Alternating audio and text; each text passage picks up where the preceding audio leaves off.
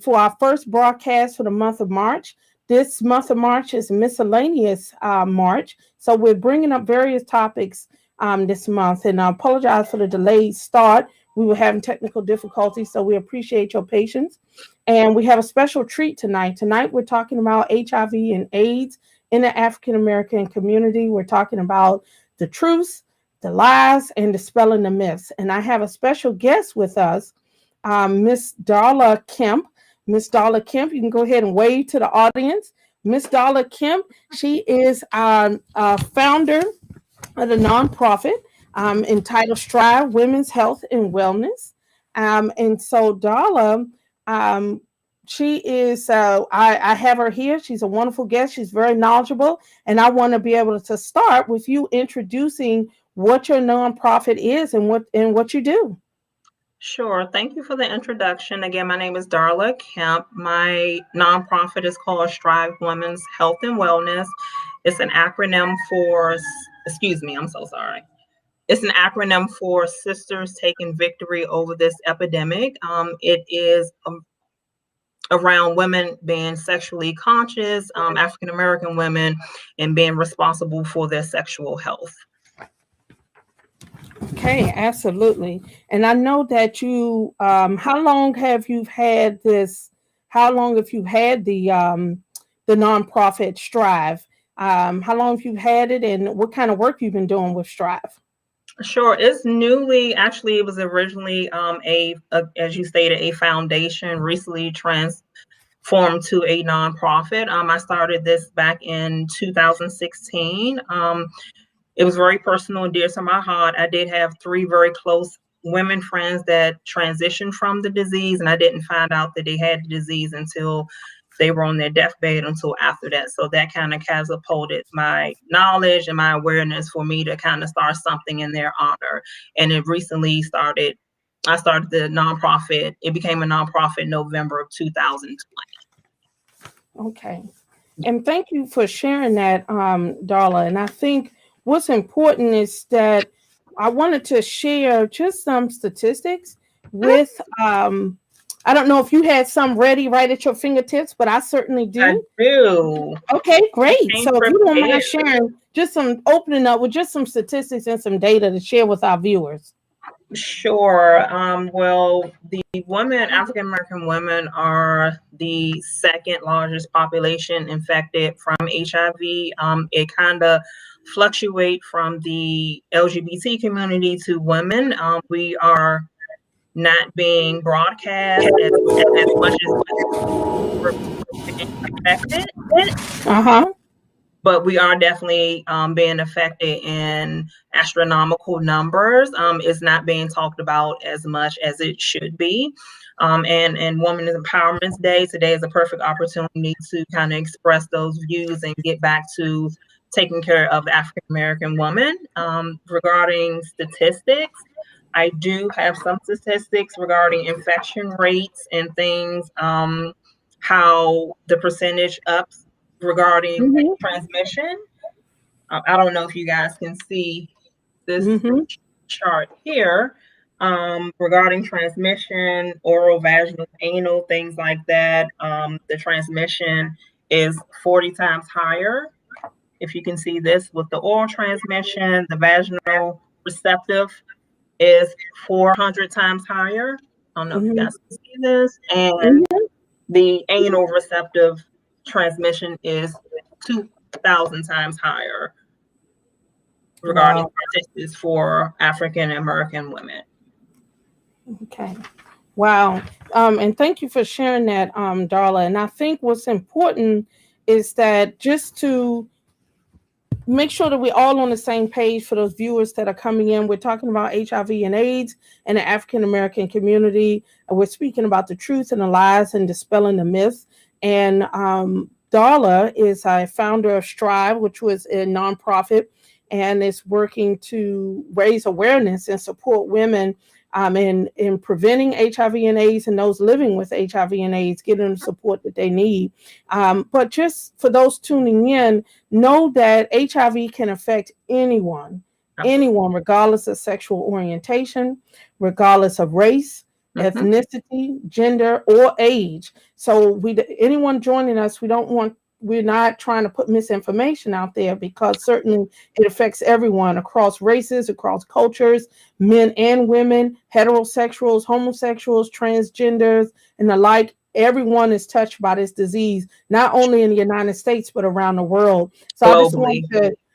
to, it's a global pandemic, really, epidemic of, of a disease. And so we want to make sure that we are making it clear on the broadcast that it's not just affecting African American women, but we're certainly, with our guests, is highlighting the negative effect that it's having, and the prevalence that it's having among African American women. And later on in the broadcast, we'll also share some other statistics about African Americans and prevalence in the homosexual transgender community as well. So, Darla, was there anything else you wanted to share in terms of statistics? I know you shared about women and the infection rates and the method of how they're being transmitted. Mhm. Was there anything else? I didn't want to cut you off there. No, I didn't want to jump in front of you either, but they're seeing a alarming high rate in patients or people over 50. Mm-hmm. Grandmothers and grandfathers are now becoming contracting the virus as well. So now there's alarming numbers with not elderly, but older statistics as well. Mm-hmm.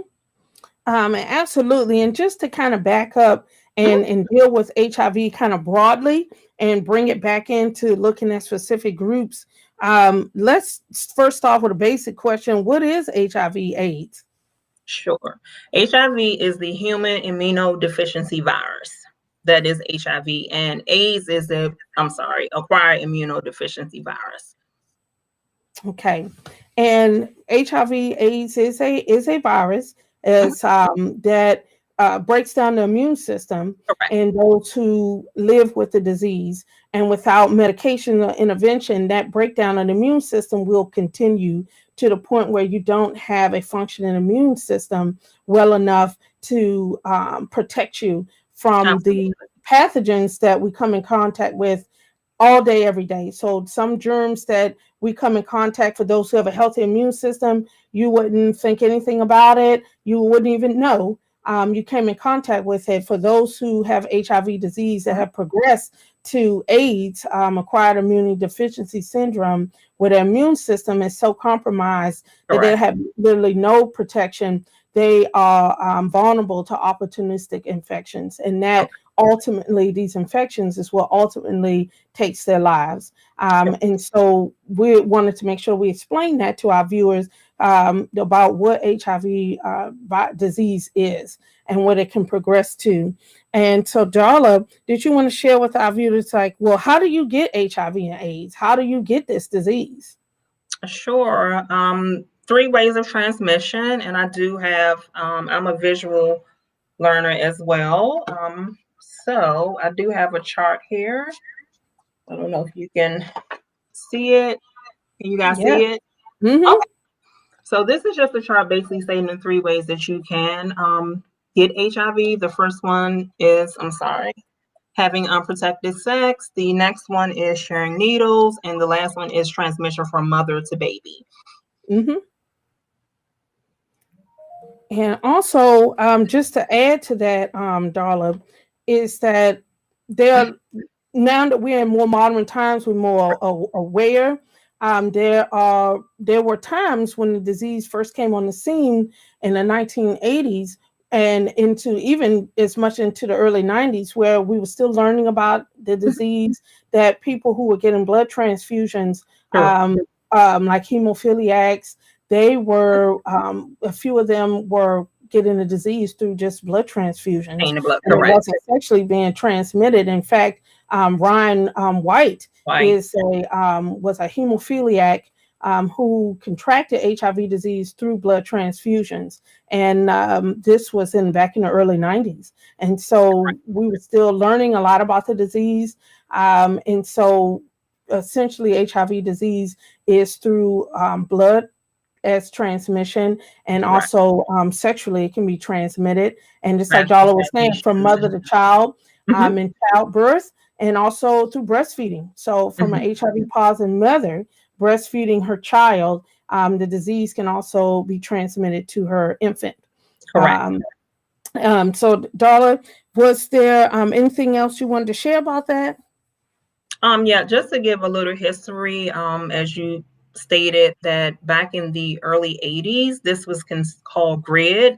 It was considered a gay-related immunodeficiency disease. Back in San Francisco, New York, they had a high gay population community, and the doctors saw a lot of these virile young men coming to the hospital, and they couldn't diagnose it. So initially, they thought it was a gay-related disease because that's all that they saw. It was maybe 336 cases, and then out of the 336 cases, 136 of the patients died. So the doctors kind of called from New York, and they kind of spoke with each other. I'm like, hey, I got this gentleman. He came in, he was healthy.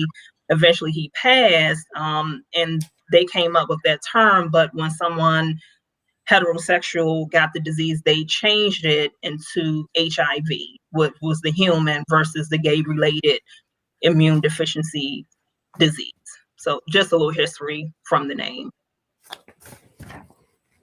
And I'm glad you brought that up, because that's still a prevalent thought Correct. that HIV is a gay man's disease, Correct. and that's not true. That No, is not true. totally That is false. further. That cannot be further from the truth. And so the main mode of transmission is heterosexual sex, but it can also be transmitted, as we highlighted earlier, through IV drug use. Correct. Um, receiving blood products infected with HIV disease, which is Correct. rare now these days, but there was a time it wasn't. Maternal child transmission, and of course sexually and otherwise. So it's Mhm. not a gay man's disease. Correct. However, Darla, if you wanted to speak more to like the history of where it started and where we are now, and why that's still a myth that many people hold on to. Correct. I think the myth is still prevalent today because initially it started like in San Francisco, and the freer LGBT states back then were New York, San Francisco. So a lot of the LGBT community migrated to those areas because there was no judgment there. So initially, Mhm. again, they thought it was a gay related disease because initially that's all they saw. So that came with the stigma until a heterosexual actually contracted disease and they changed the name. I think it because it originated initially, they said it was a gay related disease. It's totally false. The stigma, I believe, is still prevalent. I believe not much has changed, unfortunately, with the stigma to the disease. It's people think it's shameful, it's disgusting, it's a dirty disease, because you can get it through sex. And I just think the stigma hasn't changed much, although the medication and we've progressed so much with HIV and medication, but the stigma has remained the same because initially when it came out, the commercials, it didn't do, it was just a scary disease. We weren't educated properly enough about the disease. It was scary, we didn't know, and that stigma is still around. It hasn't changed much in my eyes, but hopefully the stigma can get away because it's stopping people from seeking treatment because of the stigma and the associated shame that comes with the diagnosis and the disease. Okay. And thanks for sharing that. And I want to share with our viewers just some statistics based on data from 2018 that I retrieved from the Centers for Disease Control and Prevention, which is a nationwide and world-renowned authority on infectious disease. And so what they share here is that new HIV diagnosis among adults and adolescents in the U.S. by race and ethnicity, the highest was Black or African American, followed by Hispanic or Latino, and then followed by white. Mhm. And then the lowest amounts were around of American Indians, Alaska Natives, Asians, and Pacific Islanders and Native Mhm. Hawaiians. and looking at, now, not to confuse anybody, because we certainly wanted to start the broadcast, being showing, just speaking truthful information and dispelling those myths. So again, anyone can be infected with HIV disease. It is not a gay man's disease. However, we do want to highlight that the prevalence, if you break down out of all the people who are living with and contracted disease, the prevalence in men who have sex with men is higher than it is with other transmission groups. And what's second to men who have sex with men are African American women. And so that's why Strive is here and around, and many other organizations. They're here to support the African American community. And so with that, we do have a responsibility, not only as believers, as citizens, as members of the community, both people of color and of all races, to pay attention to what's happening. I don't know, Darla, if you want to have any comments on that. I definitely think we do have a responsibility to the African American community, because the African American community sometimes doesn't get the best healthcare, dealing with other health disparities, and just health education. We don't get the best of that, just to continue to educate and make people more knowledgeable, because there are a lot of myths and miseducations and things like that that people don't know. I think if the people are educated and they are active in their healthcare, things like that, we can definitely prevent more people from catching the disease. But if you do catch it, it's livable. You can definitely live with the disease. There's a lot of medication that has come along the way within the last 30 years, but if we can prevent someone from actually catching the disease, we can do that. I think it all starts with patient education, correct patient education. Yes, and you're right. And so, Darla, what can people do to prevent getting HIV? What can they do? I think people need to be honest with themselves and their partner. I do think if you're in a relationship or a situationship or whatever type of thing that you're doing with a significant other, you need to have the talk prior to being in the bedroom. And you need to have that honest talk before then, because once you're there, it's kind of hard to bring up that uncomfortable conversation. So I do think if you're planning on engaging with anyone, to do your research, do your due diligence, and have a conversation with them. And not only you need to trust yourself and not put your 100% trust in someone else, and actually go with the person. You guys can get tested together. Make them show documentation, have the uncomfortable conversation. I think that's definitely needed prior to engaging in a sexual relationship with someone. Just being open, honest, and taking care of self-preservation. Just make sure you take care of self first, and do your due diligence with making sure that the other person is taking care of themselves as well, or you're making them step up and do the things that they need to do in order to be with you sexually. Mm-hmm.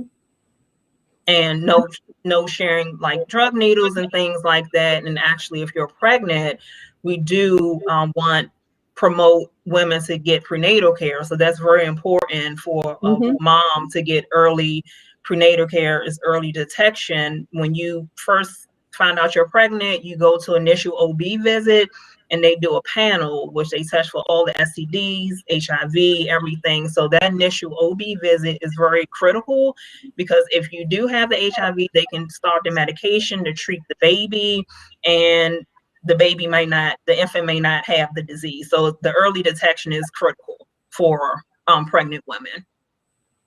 Absolutely. And I'm glad that you shared those things. And I think there were so many nuggets in what you shared. And again, our viewers, if you have any questions or comments, we want to hear from you. Please chat in. We certainly want to answer your questions and have you participate in this conversation. But some of the gold nuggets that stuck out for me Darla, you were saying the importance of having these conversations and Absolutely. slowing down to get to know your romantic interests. Because we're not ignoring the fact that, yes, HIV can be transmitted through IV drug use, Sure. maternal child transmission, and rarely these days blood transfusions and things or needle Mhm. sticks or anything like that. But the primary way that HIV disease is transmitted is through heterosexual sex, sexual Correct. activity. And so Absolutely. we have to think about this. And I feel like we oftentimes shy away from these Mhm. conversations about sex and sexuality, about our health, and having these conversations when you are dating someone and you're considering them for marriage or something serious. Correct. You should be having conversations about your health, and your health includes not only chronic diseases. I mean, do you have diabetes, or are you struggling with hypertension? But it also Yeah, includes, do you have any sexually transmitted diseases I need to know absolutely. about? Because if you're planning to spend your life with this person, you're going to have sexual intimacy. There may be Mhm. children involved. These are the things you need to know before you make long-term commitments. Absolutely. Um, what were you going to say something, Darla? I'm sorry. I Yeah, know no, you were you're trying fine. to And jump also, in there.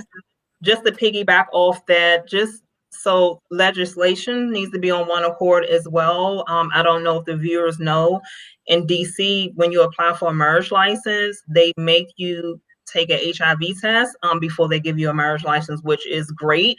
Unfortunately, Maryland does not, or Virginia. So a lot of people, because DC is a little more rigid with theirs, they will migrate to Maryland or Virginia to get the marriage license. So a lot of people are starting their lives together without knowing the status of their future husband or their wife. So I do think legislations all needs to be on one accord with that. That should be a vital thing for, if you're applying for a marriage license, that should be something that should be known to both parties before beginning a life together. Absolutely. And we have a comment or a question from one of our viewers. Said, from my understanding, the death rate has gone down tremendously over the past 20 to 25 years due to better communication and medication. I'm sure. Praise God.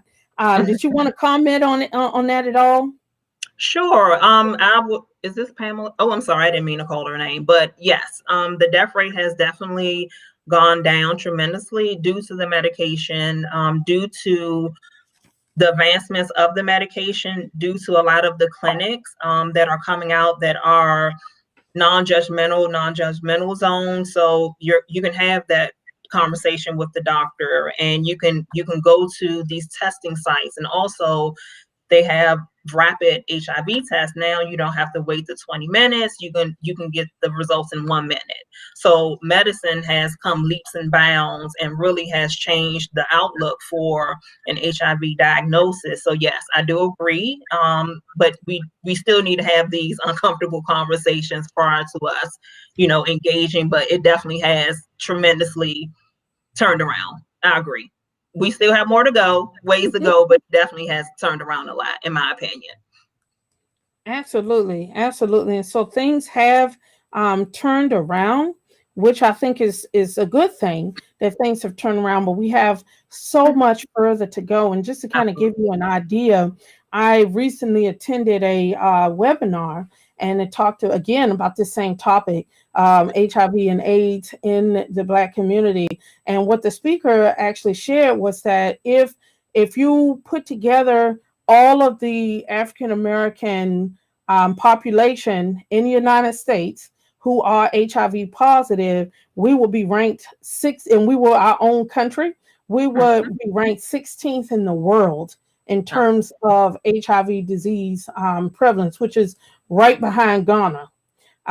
So if Yeah, just so to put put it in perspective, that we've absolutely. gone leaps and bounds, that HIV does not have to be this automatic death sentence. People Correct. can live a long life and thrive with proper medical care Correct. and direction, but it is very much still a problem. And I think the stigma, Hmm. the taboo, the uncomfortableness of people Hmm. talking about their sex and sexuality, both in Correct. the church and outside the church, keeps people in the dark and doing risky things. Okay. And so this is why the platform is bringing these things to our viewers, so that we're taking this out of this conversation, out of the dark, out of the tabloids, out of these areas where these conversations kind of come up, or maybe they never come up. And that's just hush hush and whisper and gossip. But we're bringing that out of the dark and into the light to say, hey, this is real and it exists. Correct. And we need to be aware, because of lack of knowledge, my people perish. And so we need to be knowledgeable. And I also want to throw in, because I know, Darla, you mentioned about the laws in DC, and how you got, when you apply for a marriage license, they require the the partners to get tested. And Correct. I think that's important. And I also want to use as an opportunity to throw in a plug that these high profile cases that you hear about someone knowingly being HIV positive and they're going around infecting people, those things do happen, and in places that's considered even illegal. But I do want to dispel that myth. Most of the time, people who spread around a disease are the ones who don't know they have it. Correct.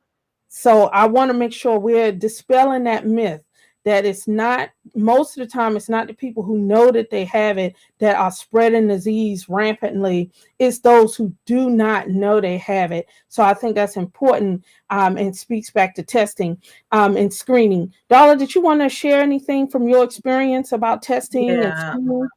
And again, that's the early detection, again, is key. And just a little nugget as well. A lot of people are unaware that the HIV test is something that you have to ask for.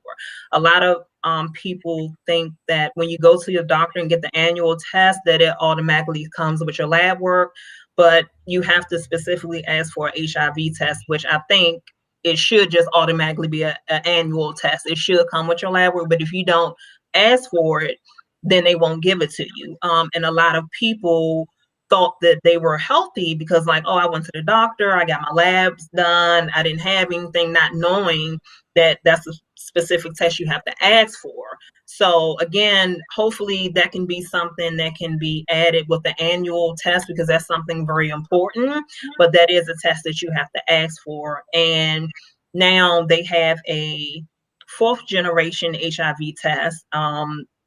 Before they were using for a rapid was a 3rd generation HIV test, which tests for the antibodies, the HIV virus 1 and the HIV virus 2. Now they have a test, it's the 4th generation test. It's called the Alere testing. I don't know if you can see it, HIV combo. This is the actual test that when you go to your doctor, it's the 4th generation test where they take the blood. This is the actual test in the Insti kit. So this test tests for the antigen, which is the first part of the virus, the antibodies, HIV-1, HIV-2, where that's the 4th generation. So this test here can get an early detection. Normally it would be a 90-day window that you would have to wait to get an HIV test. This will catch an early infection in approximately 3 weeks after an exposure. So this test is very good. It's a rapid test. It takes approximately 20 minutes for you to get your results. And I have a demo. I'm sorry, guys. Give me one moment. Take your time. This is great. I'm so glad you're sharing this with us. Sure. Okay. So this is it's a normal finger stick. I'm sorry, I can't. Okay. It's a finger stick. So this kind of show you. Oh, sorry, wrong side. Can't see. Okay. It's backwards. I'm so sorry, guys. But it shows you. It's a finger stick, like a diabetes stick, where you would do just a prick here, and they will get your blood with a pipette.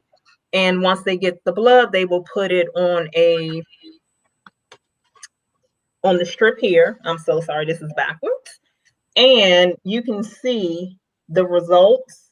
A reactive test, a non-reactive is a negative test, and an invalid test. So this will show you the AG is for the antigens and the antibody. So if you take this test and the line comes up in antigen, that's the early detection test, meaning the infection was recent. If it comes up in the antibody test, it was a later infection. So you may have had it for a while, but this is a great tool. So if we can get this done, then we could protect any partners that you've had and get you on medication early versus the 90-day window. Mm-hmm. Also, thanks for sharing that, Darla. Also, are you able to share with our viewers where they can get tested if maybe they've engaged in sexual activity and they weren't expecting it. It happened. It's potentially exposed. They didn't know the person that well.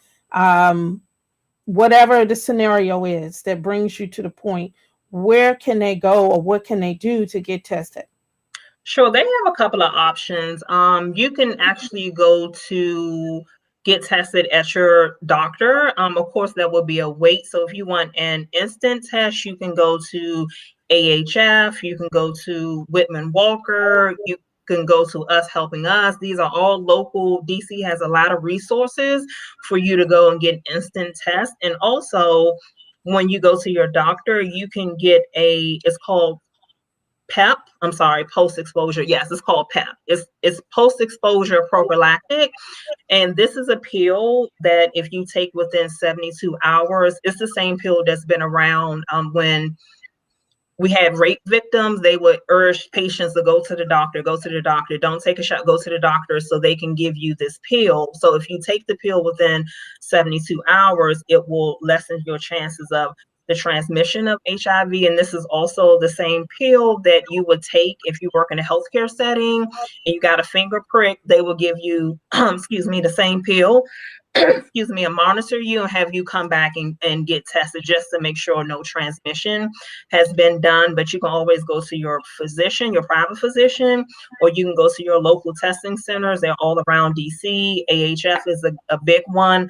Whitman Walker Clinic is a huge one as well. Us Helping Us, they're all over the DC metropolitan and Maryland area. And thanks for sharing that. And I think it's so important that we not dismiss the importance of your health and Correct. staying knowledgeable and visiting your primary care provider at least annually to get blood testing, not only just screen for any sexually transmitted diseases, but also just have awareness of your overall health. How's Correct. your blood sugar doing? How are your lipids? How are your what's your blood pressure look like? I mean, these things need to be checked. And so it's same as with in looking at infectious disease, and specifically we're talking about HIV and AIDS tonight.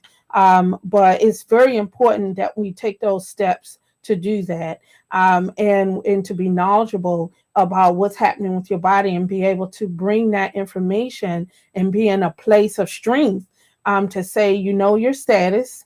And if you're thinking about considering a lifelong commitment, where, and you're planning for these are things you can share with them. Say, hey, I've been tested. These are the dates. If this was 6 months ago, we can also go together and test together, and you really need to be able to navigate these. And I don't want any of our viewers feeling like, oh, well, we're Christians, we don't do that. That's a conversation for another topic, another day, where we will dispel those myths. We know what the Word of God says, but we also know sex is happening inside and outside the church, and so we need to be real about these things and really think about what we're doing and the decisions that we're making. And so, so the viewers out there, put on your grown-up man and woman panties and underwears and step out and confront this truth and and do that. And so I wanted to toss it back to our audience. Of course, if our audience wants to chat in, you have any comments, we're open to hear from you. We want to hear from you. We want to answer your questions. We want you to join this discussion. Anyone who's just now joining us, again, this is the platform, and we're talking about HIV and AIDS in the African American community. We are dispelling the myths, we're exposing the lies, and speaking about the truth. And we have our special guest here, Darla Kemp, who is the founder of a nonprofit agency called Strive. And so we're here with her, and we're having a very frank conversation about this, so that we can be knowledgeable and make better decisions, and support health. So in general, in your thoughts, Darla, what do you think the HIV/AIDS epidemic is doing to the African American community? What do you think it's doing, in your opinion? I think it's ravishing the African American community. I think it has always ravished the African American community, just due to not having the proper education, just not discussing it anymore. I know back in the 80s there were posters, there were billboards everywhere, and it kind of scared some people straight. But now is people don't talk about it anymore. It's the, like you said, the taboo topic. So it's kind of swept underneath the rug, but it's just doing the African American community such an injustice, because our rates are alarming, and we're leaving children without parents, and children to cope for themselves and things like that. So the African American community are already plagued with so many other health disparities, low income, things of that nature that have been prevalent forever with the African American community. So with the HIV and the AIDS, this is another thing that we have to combat. But I think with knowledge and using our voices, and this platform is a wonderful thing, just to start back talking about it, because a lot of children, people don't talk about the children whose parents are deceased or have to deal with this disease, how it affects the family overall, the support for the family, the mental welfare of the child as well, and also the person that is living with HIV that hasn't come to terms with their diagnosis, that needs mental help and things like that. I think if you're worried about these other avenues, like somewhere to stay and your mental health and things like that, you won't be taking your medication and things on a regular. So once we get those things stable, and then we can kind of focus on the healthcare, because if that is not right, everything else is not going to be correct. Mm-hmm. Absolutely, absolutely. And just as you were saying, steps like this, these small steps make an impact in our community and what we're doing, just by raising awareness and talking about it. Because there's so much shame, there's so much myths out there. There are many people who still believe they can get HIV disease from casual contact, from sharing dishes with someone who might be HIV positive, giving them a hug, holding hands. These are very basic things. And in the medical community, we kind of take for granted how many people still believe that. And that's not true. It's not true. So that's another myth that we're busting up tonight. It's not transmitted through casual contact. So giving someone who's HIV positive a hug, you all sharing the same dish, those things are you're not going to get it from a toilet, things like that. And so we want to make sure we throw that out there. And so we want to stop perpetuating these myths and these lies, because they keep myths and lies keep people bound, and people don't make better choices. And it, perpetuates shame and guilt and isolation and division. And those things are not of God. And so we want to make sure that we are protecting and loving on the folks that are in our lives. If you're living with the disease, that you're also feeling loved and supported and protected from not only the medical community, your family, if at all possible, your social circles in the church, where we can be a safe place. And so now that I've mentioned that, Darla, what do you think the community can do, the church or the community? I know you've been pretty active. You created your own nonprofit in addressing this, but do you think what can the church do? What can anyone else or the community members do to combat this epidemic? I can answer that in two parts. The community can continue to talk about it, continue to do the foot traffic to go and test. I did start a program back in 2015, 16. It's called Love Thy Neighbor, which I will go to different neighborhoods, primarily in DC, Ward 6, 7, and 8, and do HIV testing in the client's home. Those who didn't want to go out, those that were ashamed to go out, those who were scared to go out, I would go into their homes and do the HIV testing. If I got any positive results, I would get them linkage to care services and get them appointments for them to follow up with an infectious disease doctor. But that's something that the community can do, is again love on each other and hold these city officials accountable, because this is something that is ravishing the African American community. And regarding the church, I really believe a no judgment free zone. I mean, I know that ideally sex before marriage is you're not supposed to do ideally, but it is happening. So just meeting people where they are in the church community and no judgment, because I think a lot of people, if they had that level of comfortability and transparency, that people would come to the church and maybe have a testing event at the church and get the youth involved. I think the youth is the key. Once they're involved and they're knowledgeable and they know that once they learn something, they'll spread the word. So I do think getting the youth involved and the no judgment zone would be ideal for the church. And I like that, and thank you for sharing that. And I wanted to put up that we have a viewer that chatted in a question. And the question is, do you think the improvement in treatment may be also contributing to more sexual activity and transmission, or is this a myth? So it's a great question. You want to chime in on that, Darla? Sure. I do think some of Magic Johnson made a statement about him coming out in 1992, and he felt like that was a gift and a curse, because people look at his situation and they think like that will be their end result. So they're not as careful. They're not as careful as they would normally be. So he feels great about coming out, but he feels bad about the image that portrays to a lot of African American, just people in general, because they weren't taking it as seriously as he thought they should. And I do think because with the drugs that has come along and not being properly educated as well, that the seriousness of it is not as prevalent as it was back then. So yes, with the new drugs and things like that, I do believe at some point that is a factor. I do agree. Yeah. And thanks for sharing that, Darla. And I think it's important that we also look at, because I think it was a very great question, and I think there are a lot of complexities to that question. Let me put it up again.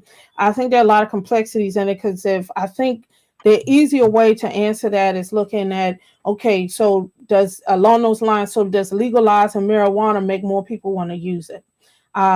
Do we have advancing medication and drugs for diabetes? Does that make people want to sit around and still have a sedentary lifestyle and still eat crazy and do these things that may increase their risk for having diabetes, because now we got better medications, you can live long with that? And I think you can kind of raise that up about anything, really, and throwing that out there. But I think it's important that we not use that as a let me just say, not an excuse, but a crutch, because we celebrate the advances in modern medicine. God bless us with a beautiful mind, and there are people who have very intelligent, have researched and studied and came up with treatments. And I also believe there's a cure out there as well. And hopefully we'll get a chance to see it in our lifetime, mass produced, and this will be a conversation of the past.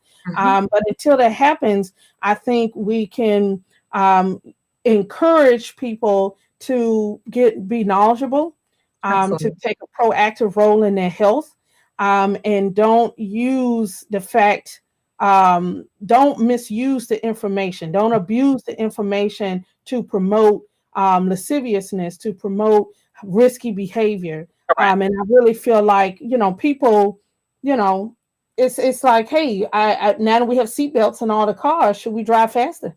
Mhm. Should we drive fast? We take more risks. And I think, yeah, Absolutely. I think that's a reality. I think when Mhm. people feel a little comfort or feel like there's a little bit of a safety net, they may be a little bit more willing to push the limits. But I don't think we should stop there and dwell there, but rather look at it from the angle of like, well, what can we do not to go over the cliff?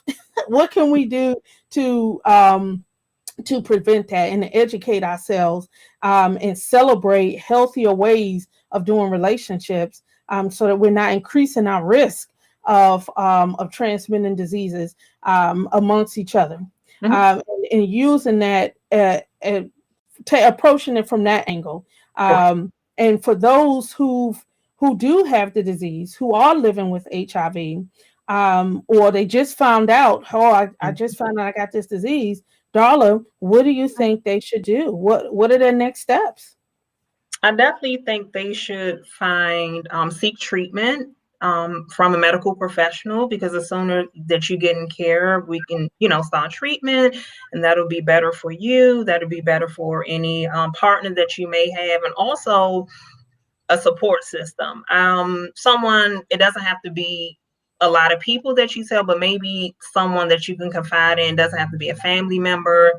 It can be a linkage person. It may be your doctor, but just someone that you can speak with and have those in-depth conversations with, because you don't want someone to hold that in, or feel ashamed and they can't tell anyone about the diagnosis. So you definitely want a support person. It doesn't have to be a friend. It doesn't, because you may not be at that point where you're really ready to disclose. I'm sorry. So when you're ready to disclose, just make sure that it's someone that you're comfortable with and you can have a transparent conversation about how you're really feeling. There are support groups that people can go to. There are anonymous hotlines that you can call. There are all types of resources that will kind of help a person with a diagnosis, or a diagnosis. Absolutely, Yeah. absolutely. Um, and and here on the platform, we don't shy away from um, our the power of God and Mhm. faith healing. And I know that I'm throwing a bomb out there, and it may be controversial depending on who you're speaking to, but certainly, we believe in the power of God. We believe in healing, but we certainly are not saying that by seeking medicine, modern medicine, getting treatment is somehow anti-God, Mhm. or you don't believe God can, because God uses medicine too. He Mhm. uses people to heal. And so those who are out there that are listening, we certainly believe in the power of God and the healing power of God, and we will encourage you to seek help from the medical community if you test positive, to get the medications that you need, but also buttress that and support it with prayer and Mhm. faith, and support and love, and let that healing love be a balm to your soul as Mhm. you walk through this, and go through this, and learn to go from surviving to thriving with HIV disease. And you can fill in the blank with any disease for that matter. Correct. I think, and so we're not here to judge. We're not here to say, what's wrong with these people, because it could be any of us. Mhm. It can be any of us. Anything can happen. You thought it really could be any of us. People are Mhm. getting disease inside marriage and outside of marriage. Okay. Absolutely. On drugs and not on drugs. And it kills on and on. And so you never know. And I think what's so important is what we're doing is to illuminate your mind through the truth, Mhm. and burst, kick down those doors of shame and ignorance, Absolutely. because that's keeping the community bound. There are a Mhm. lot of misperceptions floating around out there. There's a lot of which is a later broadcast, but mistrust in the medical community. And I Correct. feel like as African Americans, To be honest, in America, we have good reason not to mistrust, to not to trust the medical community.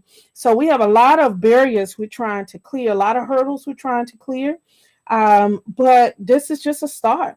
And this is just a start. Darla, you have anything you want to say to that?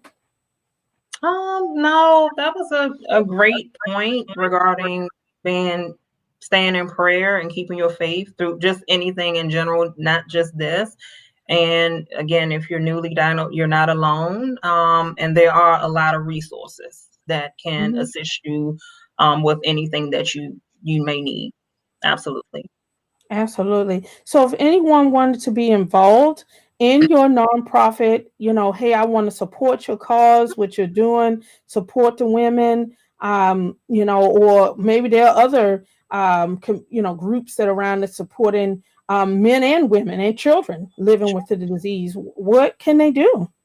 Sure. They can contact me directly. My direct number is 202-352-1313, or they can email me directly. My email address is Darla, Kemp@yahoo.com. I do a lot of community outreach. I do a lot, well, with COVID, of course, it has slowed down everything. But when the world was open, I did a lot of speaking engagements at Covenant House, a homeless shelter for the youth. I did a lot of speaking engagements at schools, anywhere that I can speak, just to kind of get the awareness out there. Okay, and I want to make sure that I'm providing that information for the viewers. So I want to make sure I'm getting this right. Hold on just for a second. Let's see. No problem. So I want to make sure I'm getting it right because it came out kind of fast. So I want to put that out there. Put your email. And thank you so much for sharing that. Put that out there so those who are viewing can see, and they can certainly email you if they want to get involved. And then we have another question from a viewer. And so I want to put that out there as well. So for those who are viewing, please make note of that. Email address is out there for you to view. Please email her if you want to get involved. I'm sure she would love it. I'm sure she would love it. Thank you. And also, here we have a viewer said, as a pastor, I believe the church is the right place for this conversation. Jesus came to those who were sick. Amen. Any thoughts on that comment, Darla? No, straight to the point. I do believe that will be a great place to start. Absolutely. I definitely believe start, keep, and continue. Yep, I do. Absolutely, because the reality is people are dying in shame. Yeah. They won't tell anybody. They're getting sick. They're not going to the doctor. They don't know why, or maybe they have been to the doctor and got the news and they're in denial. Correct. They're so terrified of letting their family know, letting their friends know, their church members know, because I don't want to be judged as the dirty person or something's wrong with me. And they allow themselves to get sicker and sicker until it could eventually kill them. And in the process, they can be transmitted to other people. And so we want to not have that continue. Correct. And want to be able to say, no, we're not doing that. We're coming out, we're breaking down those doors of shame, and we're opening up those doors and say, hey, we're not here to say, you're unworthy of love and forgiveness and treatment and healing because this happened to you, whether you were a willing participant or not. Because things can happen violently against you that you didn't ask for or didn't want or didn't put, and so there are a lot. Not all stories are created equal. And there's so many different things that or paths where people end up that lead to where they are now. And you certainly can't put people in a box. And I wanted to share with our viewers just a couple of photos that you shared, Darla, with me about your nonprofits. I want to make sure I do this justice and share it with everyone so everyone can see it. And let me know if you can see it too. Do you see it on you see it? Let's see. Give me just a second. Sure. There we go. There we go. You see it? Yeah, I was at children. Those quilts are actually, they were made by some children at Mhm. Children's National Medical Center, Children's Hospital in DC for HIV. So each quilt has a personal message to someone who either passed from HIV or a family member. Oh, Yeah. and I'm so glad you shared that. And I think, and you and Darla, you looking fly right there. Look at that nonprofit extraordinaire. She looking real fly right there. Yes. Thank you, ma'am. Oh, looking real fly. Oh, goodness. And I certainly want to share that with our viewers because, just to show that you're in this, you're in this fight, Absolutely. you're in it, you invested yourself into this, Yes. No and it's outside resources financially. Everything absolutely. that I've done has been out of pocket for myself. No Mm. backers, no anything. So everything, I've used my own resources to fund this. Absolutely. Oh, wow. Definitely committed. Yes. Wow, wow. And so I certainly want to, honor you and thank you for your commitment to women, to people living with HIV and AIDS, and that you're willing to not just talk about it, but be about it and wrap your arms around those who are sick, Absolutely. and to help because it takes quite a bit to walk through life with someone who's suffering, Yeah. whether it be spiritual suffering, um, emotional suffering, or physical suffering. It takes a special love Yeah. in your soul to do that. And so, for you walking beside these women and helping them and standing for justice and standing for truth, I salute you and I honor you for You. that. And Thank I you. yes, and for those out there, pastors, clergy members out there walking hand in hand with those who are suffering spiritually, and you up all night taking calls in the middle of the night, out there trying to love on people, praying, I salute you as well. Those counselors who are out there who are working with the emotionally Yeah. unwell, they're emotionally sick, they're mentally sick, and they're out there spending those days, hours, times, all hours of the night in during the day, seeing them in counseling offices, Yeah. supporting people. I salute you. And so these caring positions, it's a lot. It's a Yeah. whole lot. It's a whole lot to walk through. And I thank God for you and your heart for people Thank you. and this opportunity. And I hope our viewers are being blessed. I have been blessed by this conversation. This is by no means an end to this conversation. There's so much information, there's so much more ground to cover. And I think we can have a part two. I don't know about you, but I think we can certainly have a part two I'm because I for would it. love, absolutely, because I would love to be able to have those who are living with HIV or AIDS and be able to come and speak their truth and speak their Absolutely. experience because I think it's important. There's no one that can quite speak about experience except for someone who's lived it. Absolutely. And so I'm a medical professional, but a lot of ways, on some things, I'm on the outside looking in. If I'm Correct. not living with it, there's only so much I can say or do to it or speak to that. And so our viewer chatting in great information, Thank and I you. hope everyone was blessed. I hope everyone was blessed by this. Any final thoughts, Darla, at all? Well, I just want to thank you for having me on this platform. Again, for me being able to speak to additional viewers.